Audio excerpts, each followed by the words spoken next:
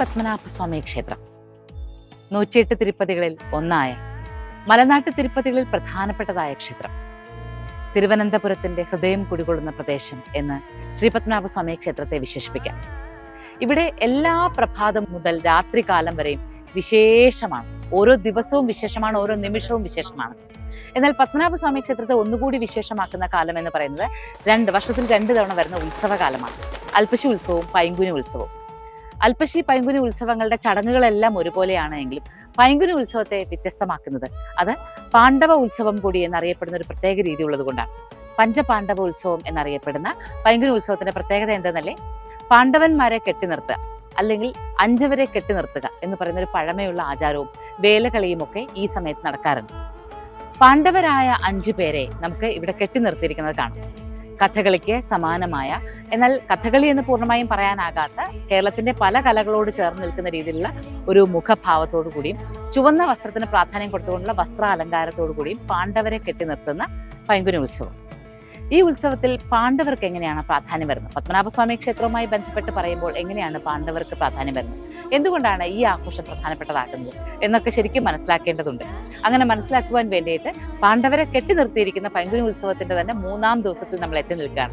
ആറാട്ടിലേക്ക് സഞ്ചരിക്കുകയാണ് പത്മനാഭസ്വാമി ക്ഷേത്രം. അതിനു മുന്നേ ഉള്ളൊരു വരവാണ് ഇപ്പോൾ നമ്മൾ നടത്തിയിരിക്കുന്നത്.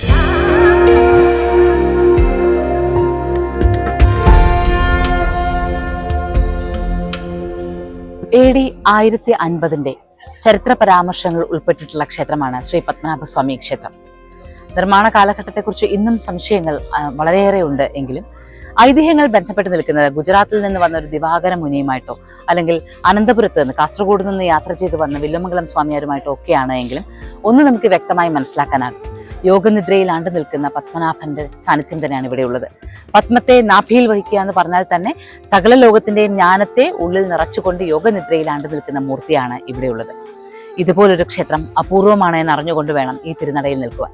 അതുകൊണ്ട് തന്നെ ഇവിടുത്തെ ഓരോ ആചാരങ്ങളും വിശേഷമാണ്. മറ്റു ക്ഷേത്രങ്ങളുമായി ഒരു കാരണവശാലും നമുക്ക് ഒരു സമതുലനം ചെയ്തുകൊണ്ട് അങ്ങനെയാണോ ഇങ്ങനെയാണോ എന്ന് പരാമർശങ്ങളിൽ നമുക്ക് കൊണ്ടുപോരാൻ പറ്റാത്ത രീതിയിൽ വ്യത്യസ്തമാണ് പത്മനാഭസ്വാമി ക്ഷേത്രത്തിന്റെ ഓരോ ആചാരങ്ങളും ഓരോ ആഘോഷങ്ങളും. അതിൽ കിഴക്കേ നട രാജകീയമായ ഒരുപാട് സന്ദർഭങ്ങൾക്ക് വേദിയായിട്ടുള്ള നടയാണ്. ഉത്സവകാലത്ത് വേലകളി അരങ്ങേറുന്നത് ഈ തിരുനടയിലാണ്. അത് രാജാവായി കരുതുന്ന പത്മനാഭനെയാണല്ലോ. തിരുവിതാംകൂർ രാജാക്കന്മാരുടെ ഏറ്റവും വലിയ പ്രത്യേകതയും അത് തന്നെയാണ്. അവർ പത്മനാഭദാസന്മാരായിട്ട് നിന്ന് പത്മനാഭന് വേണ്ടി ഭരിക്കുന്നത് പോലെയായിരുന്നല്ലോ. അപ്പൊ പത്മനാഭനായിരുന്നു അവരുടെ പ്രധാനപ്പെട്ട രാജാവും മൂർത്തിയും എല്ലാം. അപ്പൊ അതുകൊണ്ട് ആ രാജാവിന് മുന്നിൽ അല്ലെങ്കിൽ ആ മൂർത്തിക്ക് മുന്നിൽ, പരദേവതയ്ക്ക് മുന്നിൽ അവതരിപ്പിക്കപ്പെട്ടിരുന്ന കലാരൂപങ്ങളെല്ലാം യഥാർത്ഥത്തിൽ ഒരു ക്ഷേത്ര അനുഷ്ഠാന കലയുടെ ഭാഗമായി തന്നെ വർണ്ണിക്കപ്പെട്ടിട്ടുണ്ട്.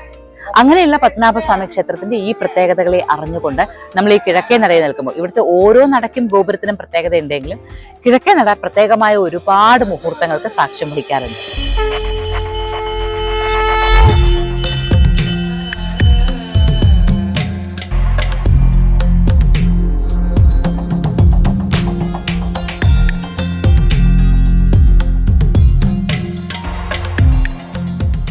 പഞ്ചപാണ്ഡവോത്സവം എന്നറിയപ്പെടുന്ന പത്മനാഭസ്വാമി ക്ഷേത്രത്തിലെ പ്രധാന ഉത്സവകാലത്ത് പാണ്ഡവരെ കെട്ടി നിർത്തുമ്പോൾ പാണ്ഡവരിൽ പ്രഥമനായ യുധിഷ്ഠിരനെയാണ് നമ്മൾ ആദ്യം കാണുന്നത്.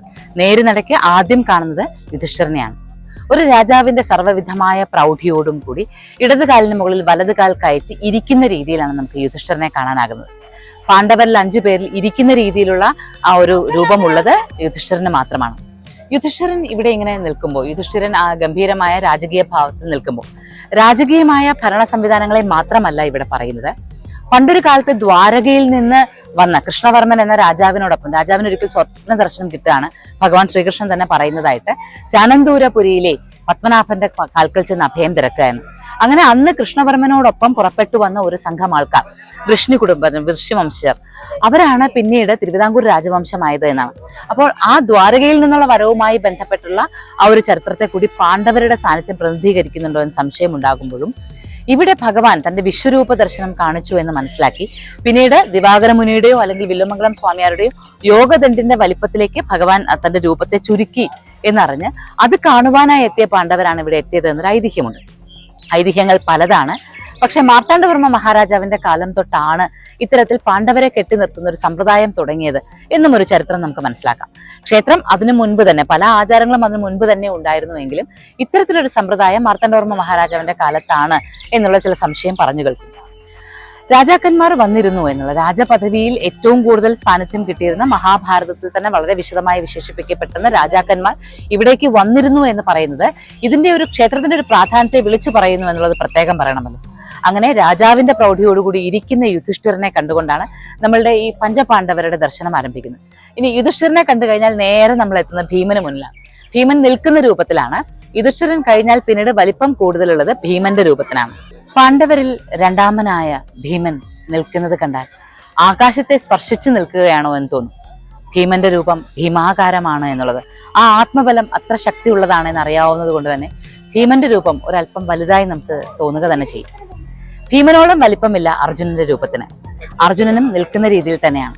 5 രൂപങ്ങളിലും യുധിഷ്ഠിരന്റെ രൂപം കഴിഞ്ഞാൽ പിന്നെ ഭീമന്റെ രൂപം, അർജുനന്റെ രൂപം, നകുലന്റെ, സഹദേവന്റെ എന്നിങ്ങനെ മാറി മാറി വരുമ്പോൾ ഓരോരോ രൂപങ്ങൾ ചെറുതായി വരുന്നത് കാണാനാണ്. അർജുനന്റെ രൂപം അത്ര വലിപ്പമില്ല എങ്കിലും യഥാർത്ഥത്തിൽ ഇവിടെ പൈങ്കുനി ഉത്സവ സമയത്ത് ഉണ്ടാകുന്ന കാലാവസ്ഥാ വ്യതിയാനം, അന്ന് ഉത്സവകാലത്തുണ്ടാകുന്ന മഴയൊക്കെ വല്ലാതെ അലോസരപ്പെടുത്തുന്ന കാലത്ത് മഴയെ പ്രീതിപ്പെടുത്തണമെങ്കിൽ ഇന്ദ്രന്റെ പുത്രനായ അർജുനനെ പ്രീതിപ്പെടുത്തിയാൽ മതി എന്നുള്ള ചിന്ത വരികയും അങ്ങനെയാണ് ശരിക്കും ഈ പാണ്ഡവരെ കെട്ടി നിർത്താൻ തുടങ്ങിയത് എന്നും തമ്പുരാട്ടി എഴുതിയ ശ്രീപത്മനാഭസ്വാമി ക്ഷേത്രത്തെക്കുറിച്ചുള്ള പുസ്തകത്തിൽ പരാമർശമുണ്ട്. അപ്പോൾ ശരിക്കും പറഞ്ഞാൽ അർജുനനാണ് പ്രാധാന്യം എന്ന് മനസ്സിലാക്കാം.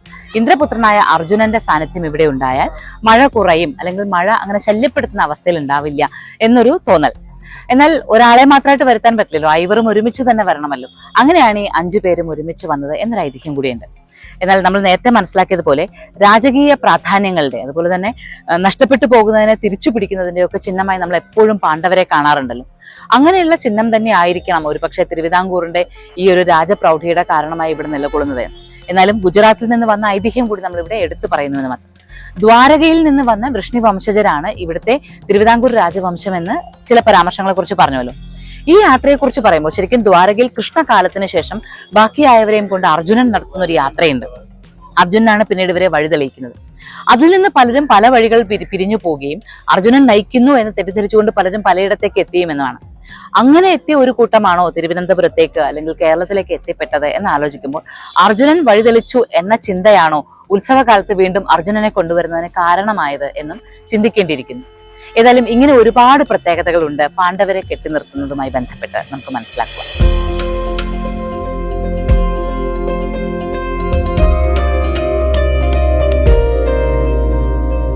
പത്മനാഭസ്വാമി ക്ഷേത്രത്തിലെ ഒരു ഉത്സവം പഞ്ചപാണ്ഡവ ഉത്സവം എന്നറിയപ്പെടുമ്പോൾ ഈ ക്ഷേത്രവും മഹാഭാരതവുമായി ബന്ധപ്പെട്ട് നിൽക്കുന്നുവെന്ന് മനസ്സിലാക്കാമല്ലോ. ഈ ക്ഷേത്രത്തിന് മാത്രമുള്ള ഒരു പ്രത്യേകതയുണ്ട്. അശ്വത്ഥമാവിന് ഇവിടെ പ്രതിഷ്ഠയുണ്ട്.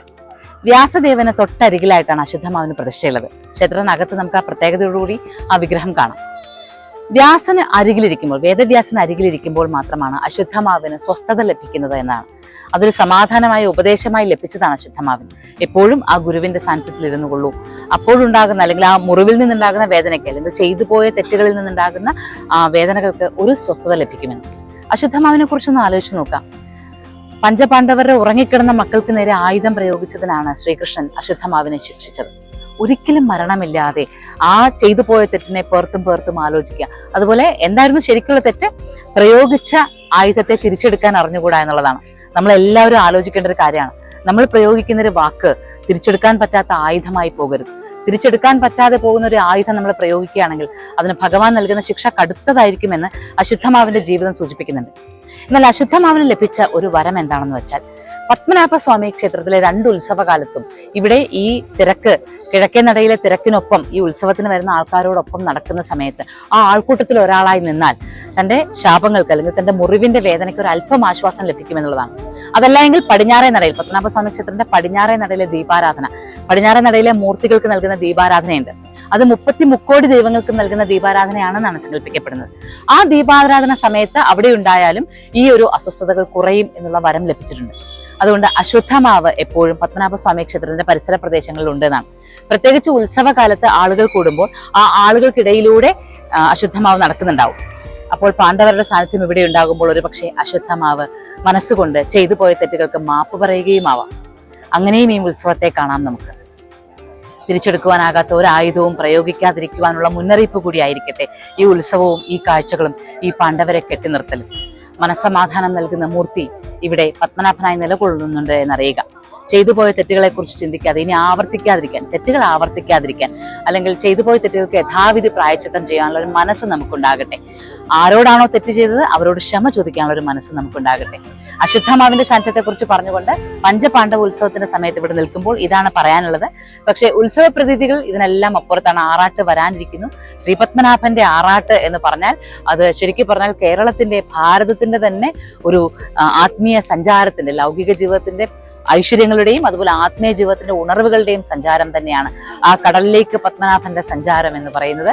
ആ തിരുപാൽക്കടൽ എന്ന പാലാഴിയെ അനുസ്മരിപ്പിച്ചുകൊണ്ട് മനുഷ്യജന്മത്തിന് ആ പാലാഴിയുടെ സാന്നിധ്യത്തെ ഒരു അംശമെങ്കിലും കാണിച്ചു തരുന്ന അപൂർവമായൊരു ദർശനം തന്നെയാണ്.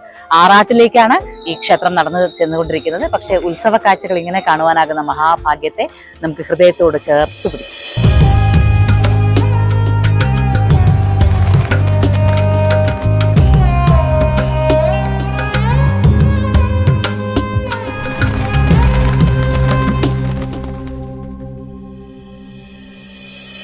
Moksha, Journey to the Self.